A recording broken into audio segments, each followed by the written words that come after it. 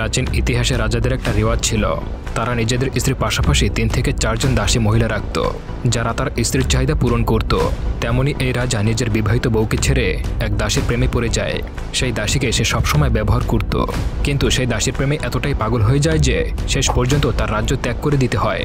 আসলে কামনা বাসনা যে কতটা ভয়ঙ্কর তার অল্প একটু উদাহরণ হতে চলেছে এই মুভিটা। মুভির শুরুতেই আমরা দুটো মেয়েকে দেখতে পাই। একজনের নাম হলো তারা, আর একজনের নাম মায়া। মায়া একজন দাসীর মেয়ে, আর তারা হলো রাজকুমারী। আসলে গল্পটা প্রাচীন আমলের কাহিনীকে ভিত্তি করে বানানো হয়েছে, যেখানে মানুষদেরকে দাস দাসী হিসেবে ক্রয় বিক্রয় করা হতো। একদিন ওই রাজ্যের রাজকুমারীদের পড়াশোনা শেখানোর জন্য রাসাদেবী আসে। সে কামাসূত্র নিয়ে এতটাই জানে যে সব রাজারা ওর প্রেমে পাগল ছিল, আর এই মেয়ে দুটো রাসাদেবীর মতো হতে চায়। এরপর আমরা দেখতে পাই মায়া নিজের রুমে খেলছিল, আর ওখানে বিক্রম এসে ওর পেছনে লেগে যায় এবং ওখান থেকে চলে যায়। বিক্রম হলো মায়ের বড় দাদা, আর বিক্রম মায়াকে খুবই ভালোবাসে। বিক্রম মায়াকে বলে, আমরা বিয়ে করে নেব, আর আমি রাজা হব আর তুমি হবে আমার দাসী। কিন্তু মায়ের দাসী হতে একদমই পছন্দ না। এরপরে আমরা দেখি মায়া আর তারা ডান্স প্র্যাকটিস করছিল। মায়া খুব মন দিয়ে ডান্স করছিল, কিন্তু তারার কোনো ইন্টারেস্টই ছিল না। মায়া খুবই তাড়াতাড়ি ভালো ডান্স শিখে ফেলে। আসলে মায়া সবসময় চাইতো সবার মন জয় করে চলতে, তাই সে ডান্সটা দ্রুত প্র্যাকটিস করে ফেলে, যা দেখে রাজকুমারী তারার খুবই হিংসা হয়। একদিন রাজা ও রানী এদের ডান্স দেখতে আসে। তখন মায়ের ডান্স দেখে রাজা খুবই খুশি হয়ে যায়, আর বকশিস হিসেবে মায়াকে নতুন জামাকাপড় উপহার দেয়। মায়া ওই জামাকাপড় পরে খুবই খুশি হচ্ছিল, যেটা দেখে তারার খুবই হিংসা হচ্ছিল। আর তারা মায়াকে বলে, তুমি আমার বিয়েতে এই ড্রেসটা পরে আসবে, কারণ এই ড্রেসটা আমার ইউজ করা। মায়াকে সবসময় তারার ইউজ করা ড্রেস পরতে হতো, কিন্তু এই ড্রেসগুলো মায়াকে খুবই মানাতো, তাই তারা তাকে দেখে খুবই জেলাস ফিল করতে থাকে। এরপর আমরা দেখতে পাই রাজকুমার রাজ সিংয়ের সঙ্গে রাজকুমারী তারার বিয়ের কাজ শুরু হয়। যখন রাজকুমার রাজ সিং তারাকে দেখতে আসে, তখন মায়ের দিকে চোখ চলে যায়। তারাকে দেখার বদলে রাজকুমারী রাজ সিং মায়ের দিকে তাকিয়ে থাকে, যার ফলে তারা রেগে যায় আর সবার সামনে মায়ের মুখের উপরে থুতু দিয়ে দেয়, আর ওখান থেকে মায়াকে তাড়িয়ে দেয়। সবার সামনে তাকে অপমান করে বসে। এরপর মায়া সিদ্ধান্ত নেয় তার সাথে হয়ে যাওয়া অপমানের বদলা সে নেবেই। সন্ধ্যাবেলা মায়া সেজেগুজে কাজ করছিল, আর তখন রাজ সিং মায়াকে দেখে নেয় আর ভেবে নেয় তার বউ মায়াই হবে। এরপর রাতে মায়া মিষ্টি নিয়ে রাজ সিংয়ের কাছে আসে, আর রাজ সিং মায়ের দিক তাকিয়ে থাকে। এরপর তারা দুজনে ইন্টিমেট হয়, কারণ মায়া তার সাথে বদলা নিতে চেয়েছিল। এরপর মায়া ভাবতে থাকে আজ পর্যন্ত তারার ইউজ করা ড্রেস সে পরতো, এবার থেকে তারা মায়ের ইউজ করা হাজব্যান্ড সে ইউজ করবে। যখন মায়া আর রাজকুমারী ইন্টিমেট হচ্ছিল, তখন বিক্রম দেখে নেয় আর রেগে ওখান থেকে চলে যায়। পরের দিন তারার বিয়ের পর বিক্রম ওর মাকে বলে সে মায়াকে খুবই ভালোবাসে আর ওকে বিয়ে করতে চায়। মায়া রাজকুমারের সঙ্গে ইন্টিমেট হওয়ার পরও বিক্রম মায়াকে বিয়ে করতে চায়। এরপর মায়া তারাকে বলে, আজ পর্যন্ত আমি তোমার ইউজ করা সব ড্রেস পরেছি, এবার তুমি আমার ইউজ করা জিনিস ইউজ করবে। এই কথা শোনার পর তারার মায়ের উপরে সন্দেহ হয়, কিন্তু কিছুই করতে পারে না। তারপর রাজ সিংয়ের সাথে চলে যায়। এরপর আমরা দেখি মায়ের মাসি মায়াকে বোঝাচ্ছে বিক্রমের সাথে তাকে বিয়ে করে নিতে, কিন্তু মায়া বলে বিক্রম একজন পঙ্গু মানুষ, সে ওর সাথে বিয়ে করতে চায় না। মায়া নিজের একটা নাম বানাতে চায়, নিজের একটা পরিচয় তৈরি করতে চায় সমাজে।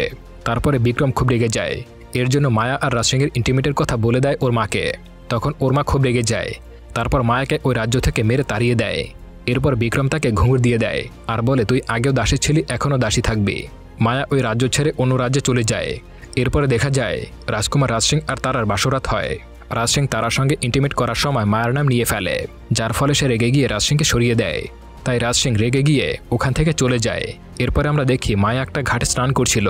ঠিক তখনই এক মূর্তিকার মায়াকে দেখে নেয় আর মায়ের সঙ্গে কথা বলে মায়াকে ওর সঙ্গে ওর কাজে নিয়ে যায়। তারপর জয়কুমার মায়াকে বলে সে ওর মূর্তি বানাতে চায়, তাই সে মায়ের সারা শরীর ছুঁয়ে দেখতে থাকে, যেটা মায়ের একদমই ভালো লাগে না, আর ওখান থেকে চলে যায়। জয়কুমার ওর পেছনে পেছনে চলে যায় আর বলে, আমাকে খারাপ ভেবো না, আমি এভাবেই মূর্তি বানাই। এরপর জয়কুমার মায়াকে রাসাদেবীর কাছে নিয়ে আসে আর রাসাদেবীকে বলে, এই আমার একটা বন্ধু, আজ থেকে তোমার কাছে ডান্স শিখবে। পরের দিন জয়কুমার আবারও মায়ের শরীর ছোঁয়ার চেষ্টা করে, কারণ ও মায়ের মূর্তি বানাতে চায়। তখন মায়া উঠে পড়ে আর বলে, তোমরা সব ছেলেরা একই রকমের, সবাই খুবই নিষ্ঠুর। জয়কুমার বলে, আমি ওরকমের না। তার পরের দিন জয়কুমার মায়াকে ছেলেদের জামা পরিয়ে একটা পতিতালয় নিয়ে যায়। ওখানে দেখাতে চায় যে বড় বড় লোকেরা এখানে এসে নতুন নতুন মেয়েদের নিলামে কিনে নেয়। সে বলে রাজা থেকে শুরু করে ডাক্তার সহ সব মানুষেরা নিজেদের কাম মেটানোর জন্য এখানে আসে। তখনই মায়া রাজ সিংকে দেখে ফেলে। রাজ সিং ওর বউ তারার সঙ্গে খুশি নেই, কারণ তারা বাসরাতে রাজ সিংকে তাড়িয়ে দিয়েছিল। এই কারণে রাজ সিং এখানে চলে আসে। এরপর মায়া রাসাদেবীর কাছে চলে আসে। সে মায়াকে বলে, জয়কুমার অন্য ছেলেদের মতো না, জয়কুমার খুবই ভালো মানুষ। এরপর মায়া জয়কুমারের কাছে চলে যায়। জয়কুমার মায়াকে নিয়ে ঘরে যায়। তারপরে তারা ইন্টিমেট হয়। এর পরের দিন জয়কুমার একটা মূর্তি বানাচ্ছিল, কিন্তু বানাতে পারছিল না, কারণ যখনই ও মূর্তি বানাতে যায় তখনই মায়ের কথা চিন্তা করে এবং মূর্তি বানানোর টাইমে মায়াকে ভাবতে শুরু করে, যার ফলে মূর্তি বানাতে পারে না। দুপুরে মায়া জয়কুমারের জন্য খাবার নিয়ে আসে, কিন্তু জয়কুমার মায়াকে ইগনোর করে আর বলে, আমি আমার কাজে মন বসাতে পারছি না, সবসময় তোমার চিন্তা আসছে, মূর্তিতে তোমার মুখ ভাসছে, আমি আর তোমার সঙ্গে থাকতে চাই না। এই বলে মায়াকে ওখান থেকে চলে যেতে বলে। এরপরে মায়া সোজা রাসাদেবীর কাছে চলে যায় আর রাসাদেবীকে বলে সে জয়কুমারকে খুবই ভালোবাসে আর সারা জীবন ওর সঙ্গেই কাটাতে চায়। কিন্তু রাসাদেবী বলে, জয়কুমারকে একটা সুযোগ দিয়ে দেখতে পারো। তখন মায়া বলে, আমি ছোট থেকে তোমার মতো হতে চেয়েছি, আমি তোমার মতো কামাসূত্রে সব ট্রিক্স শিখতে চাই। এরপর রাসাদেবী মায়াকে কামাসূত্রে সব পাঠ পড়ায়, যার ফলে মায়া খুবই এক্সপার্ট হয়ে যায়। এরপরে আমরা দেখি রাজকুমার রাজ সিং মূর্তি দেখতে জয়কুমারের কাছে যায় আর মূর্তি দেখে মূর্তির প্রেমে পড়ে যায় আর জয়কুমারকে বলে, আমি এই মেয়েটার সঙ্গে দেখা করতে চাই। তখন জয়কুমার বলে, আমি জানি না মেয়েটা কোথায় গেছে, কিন্তু জয়কুমার জানে রাজ সিং ঠিকই খুঁজে ওকে বের করবে। রাজ সিং ওই মেয়েটাকে খোঁজার জন্য সারা শহরে খবর ছড়িয়ে দেয়। এদিকে রাসাদেবী মায়াকে পুরোপুরি রেডি করে রাজ সিংয়ের কাছে পাঠিয়ে দেয়। এরপর তারা যখন জানতে পারে নতুন যে দাসী এসেছে সে হলো মায়া, তখন সে মায়ের উপরে খুবই রেগে যায়। আর তখনই রাজ সিংয়ের মা তার কাছে চলে আসে আর তারাকে বোঝায় যে একটা দাসী কখনো মহারানী হতে পারে না। তখন সে আরও বলে, অনেক আগে থেকেই এই রীতি চলে এসেছে, রাজাদা নিজেদের কাম মেটানোর জন্য দাসী রাখত। পরবর্তী সিনে দেখা যায় রাজকুমারকে অন্যরা বলছে, তোমাকে রাজ সিংহাসন নিয়ে ভাবতে হবে, কারণ অন্যরা আমাদের রাজ্য আক্রমণ করতে চলেছে। কিন্তু রাজকুমার এতটাই ডুবেছিল যে সে ওই মন্ত্রীকে বলে, তোমার কাজ প্রশাসন সামলানো। এরপর সন্ধ্যাবেলা মায়া রেডি হয়ে রাজ সিংয়ের কাছে চলে যায় আর রাসাদেবী সেখানে সব কৌশল ব্যবহার করতে শুরু করে। এরপর তারা ইন্টিমেট হয়। পরের দিন রাজ সিং জয়কুমারকে কুস্তি খেলার জন্য ডাকে।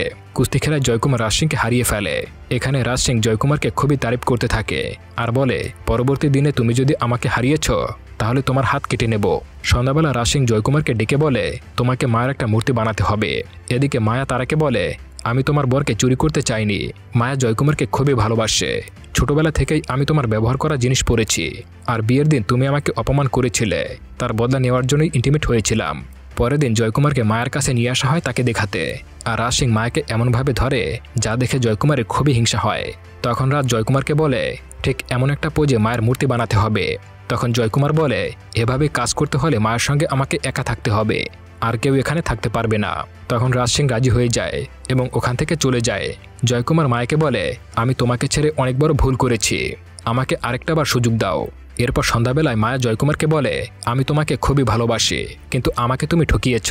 জয়কুমার বলে, আমি অনেক বড় ভুল করেছি, এবার আমি তোমাকে বিয়ে করতে চাই, আমরা এখান থেকে অনেক দূর চলে যাব। এরপর তারা দুজনে সেখানে ইন্টিমেট হয়। পরের দিন দেখা যায় রাজকুমারী তারা এতটাই উত্তেজিত হয়ে যায় যে তাকে চাদর দিয়ে ঢেকে রাখতে হয়। তারপর ডাক্তার এসে যখন তাকে চেক আপ করে তখন দেখা যায় তার সমস্ত শরীরে ডাক্তার হাত বুলিয়ে দিচ্ছে। তখন ডাক্তার সব বুঝতে পারে আর মহারানীকে সব কথা বলে দেয়। তখন মহারানী খুবই রেগে যায় আর বলে, এবার নিজের বউয়ের দিকে নজর দাও আর রাজ সিংহাসনের দিকে নজর দাও, অন্য রাজ্য আমাদের রাজ্যে আক্রমণ করতে চলেছে, তুমি এদিকেও নজর দাও। তখন রাজ সিং নিজের উপরে কনফিডেন্স দেখিয়ে বলে, এরা আমার কিছুই করতে পারবে না। এরপর রাজ সিং বিক্রমকে ডাক দেয় আর ওকে পঙ্গু বলে খেপাতে থাকে। আসলে বিক্রম অন্য রাজ্যের সঙ্গে চুক্তি করে রাজ সিংয়ের রাজ্য দখল করতে চায়। এতে করে বিক্রম অনেক রেগে যায় আর অন্য রাজ্যের পেয়াদাদের সঙ্গে চুক্তি করে যুদ্ধের জন্য প্রস্তুতি নিতে বলে। এরপরে আমরা দেখতে পাই রাজ সিং আবারও মায়ের সঙ্গে ইন্টিমেট হওয়ার জন্য তার কাছে যায়, কিন্তু তখন মায়া ওকে সরিয়ে দেয় আর বলে, আমার মুড নেই। তখন রাজ সিং ওখান থেকে চলে যায় আর জানতে পারে জয়কুমার আর মায়া একসঙ্গে মিলে আছে, মানে তাদের ভালোবাসার কথা সে জানতে পেরে গেছে। তখন রাজ সিং খুবই রেগে যায় আর পরের দিন জয়কুমারকে কুস্তি খেলার জন্য ইনভাইট করে। আর রাজ এতটাই নেশায় মগ্ন হয়ে যায় যে তার কোনো হুঁশই থাকে না। রাজ সিং জয়কুমারকে রেগে গিয়ে মারতে শুরু করে। জয়কুমার যখন বুঝতে পারে যে রাজ তাকে মারতে চায় তখন জয়কুমার নিজেও রাজকে মারতে শুরু করে। রাজকে মারতে মারতে আধমরা করে ফেলে আর তখনই রাজ সিংয়ের সেনারা জয়কুমারকে ধরে নেয়। এরপর জয়কুমার ঘায়ের অবস্থা নিয়ে মায়ের কাছে চলে যায়। রাজ এসব দেখে জয়কুমারকে বন্দী করার নির্দেশ দেয় আর এমন একটা এলাকায় পাঠিয়ে দেয় যেখানে পাথর ভাঙা ছিল। তখন মায়া জয়কুমারকে বাঁচানোর জন্য তারার কাছে চলে যায়, কিন্তু সেখানে গিয়ে দেখতে পায় তারা হাতে শিরে কেটে সুইসাইড করতে চায়। তখন মায়া তারার কাছে ক্ষমা চায় আর কান্না করতে থাকে। সে আরও বলে কামাসূত্রে সকল সূত্র শিখিয়ে দেবে, তার বদলে জয়কুমারকে ছাড়তে হবে। কিন্তু তারা তখন বলে রাজ সিং আমার কোনো কথাই শুনবে না। তখন তারা বলে আমি তোমার সাথে জয়কুমারের দেখা করিয়ে দিতে পারি। এরপরে ডাক্তার দেখানোর নাম করে মায়া আর তারা জয়কুমারের উদ্দেশ্যে বেরিয়ে পড়ে। এরপরে আমরা দেখতে পাই তারা রাজ সিংয়ের কাছে আসে। এরপর তাকে পটানোর চেষ্টা করে। ধীরে ধীরে রাজ সিং তারার প্রতি আকৃষ্ট হয়ে যায়, কিন্তু হঠাৎ তারা রাজ সিংকে ইগনোর করতে শুরু করে আর বলে বাসরাতে তুমি আমাকে যেমনটা করেছিলে আজকে তার প্রতিশোধ নিলাম। এরপর মায়া জয়কুমারের কাছে চলে যায় আর তাকে বলে আমি নিজেকে এতটাই খারাপ করে দেব যে রাজ আমাকে ভালোই বাসবে না। তারপর মায়া পাথর দিয়ে নিজের সব চুল কেটে ফেলে। ওখান থেকে সে রাজকে বলে তুমি আমাকে যা বলবে আমি তাই করব, বিনিময়ে তুমি জয়কুমারকে ছেড়ে দাও। রাজ তখন বুঝতে পারে তারা একে অপরকে খুবই ভালোবাসে, এরকমের ভালোবাসা সে কখনোই পাবে না। তাই রাজ অনেক রেগে যায় আর পরিকল্পনা করে পরের দিন জয়কুমারকে মেরে ফেলার আদেশ দেবে। এরপর আমরা দেখতে পাই একটা সিপাহী রাজের কাছে একটা বক্স নিয়ে আসে আর বলে এটা পাশের রাজ্যের রাজা তোমাকে দিতে বলেছে। বক্সটা খুলে দেখতে পায় তার উজিরের একটা মাথা সেখানে রয়েছে। এরপর দেখা যায় জয়কুমারকে হাতির পায়ে পিষে মেরে ফেলা হয়, যেটা মায়া দূর থেকে দেখে নেয়। তখন মায়া ভেবে নেয় সারা জীবন জয়কুমারের বিধবা স্ত্রী হিসেবে কাটিয়ে দেবে। পরবর্তী সিনে দেখা যায় বিক্রম পাশের রাজ্যের রাজার সঙ্গে মিলিত হয়ে কেল্লাতে আক্রমণ করে আর কেল্লা নিজেদের দখলে করে নেয়। এরপরে দেখা যায় মায়া ওই রাজ্য ছেড়ে চলে যায় আর মুভিটা এখানেই শেষ হয়ে যায়। আসলে বন্ধুরা, আপনারা অনেকে প্রাচীন ইতিহাসের গল্প পছন্দ করেন, তাই এই গল্পটি নিয়ে হাজির হয়েছি। কেমন লাগলো অবশ্যই কমেন্ট করে জানাবেন। আর ভিডিওটি ভালো লাগলে একটা লাইক করে চ্যানেলটি সাবস্ক্রাইব করে আমার সঙ্গেই থাকুন। এতক্ষণ মনোযোগ সহকারে ভিডিওটি দেখার জন্য অসংখ্য ধন্যবাদ।